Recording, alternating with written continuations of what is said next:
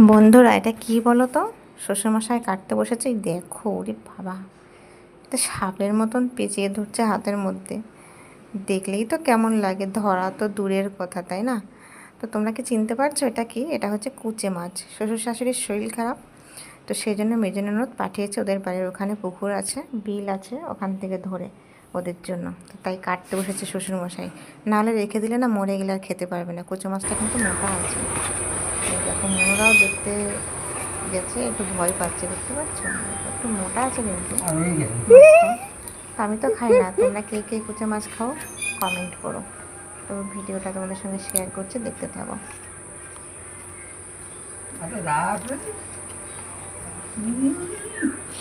মোটা আছে তো।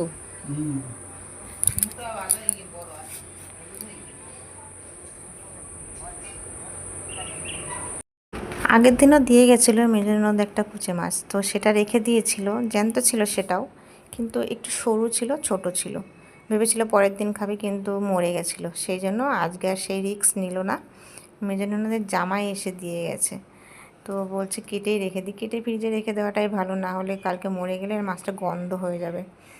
সেই জন্য বসেছে কাটতে। দেখো, দেখে সত্যি কেমন লাগছে। শ্বশুর তোর সঙ্গে মানে শক্তির সঙ্গে পেরে উঠছে না, মোটা আছে মাছটা, তো খুব ছটফট করছে। কাদা করে ফেললো রে।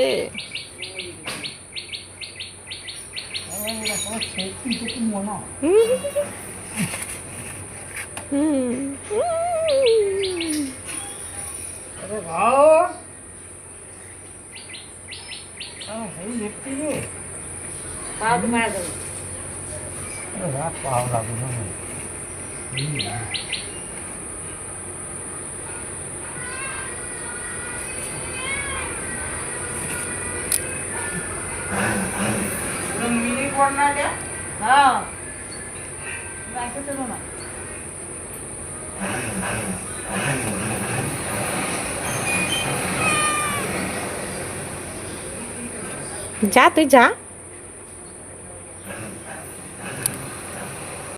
দেখো, মনুরাও কিন্তু দেখে ভয় পাচ্ছে। একটা তোমার পায়ের কাছে গিয়ে বসেছিল, বললাম যা, তারপরে গেছে। ওরা ভাবছে এটা কি না কি, দেখেনি তো আগে কখনো। তো শ্বশুরমশাই অনেক কুস্তি করার পরে কিন্তু কাটতে পেরেছে। তো এই যে এবার ছালটা ছাড়িয়ে নিচ্ছে। মোটা আছে, একটু বড় আছে, ওই জন্য শক্তিটাও বেশি, শক্তির সঙ্গে পেরে উঠছিল না। শেষমেশ এই যে কাটতে পেরেছে, এখন ছালটা ছাড়িয়ে নিচ্ছে। দেখতে পাচ্ছ কি আজব একটা মাছ, তাই না? কিন্তু খুব উপকারী এই মাছটাই। শরীর খারাপ যাদের, গায়ে রক্ত কম, এটা খেলে গায়ে রক্ত হয়। তো এই দেখো, দেখতে পাচ্ছ কেমন দেখতে।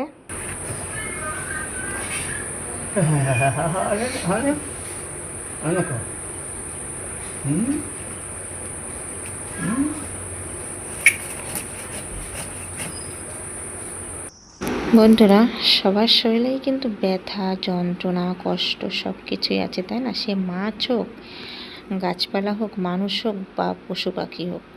তো কুচে মাছটা তোমরা দেখলেই তো, অনেক ছটফট করছিল বাঁচার জন্য, হাতও পেঁচিয়ে ধরেছিল, কিন্তু উপায় নেই। ওকে তো খাবার জন্য আনা হয়েছে, তাই ওকে ছাড়া যাবে না।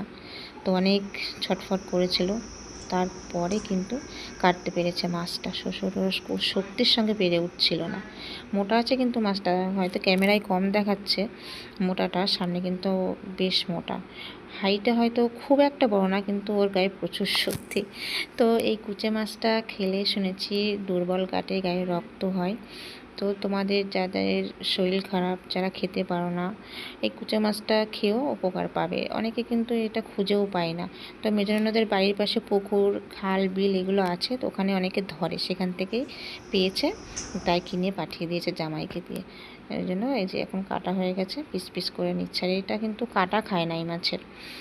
এই মাছটা কাটার পর আবার ছোটো ছোটো করবে, মানে ওর ভেতরে যে কাঁটাটা ফেলে দেবে। এই কাঁটাটা খেলে শুনেছি দাঁতের যন্ত্রণা হয় আর দাঁত রসা হয়। এই মাছের কাঁটা খেতে নেই, তাই এখন যে পিস পিস করে নেওয়ার পরে ওটা আবার ছোটো ছোটো করবে।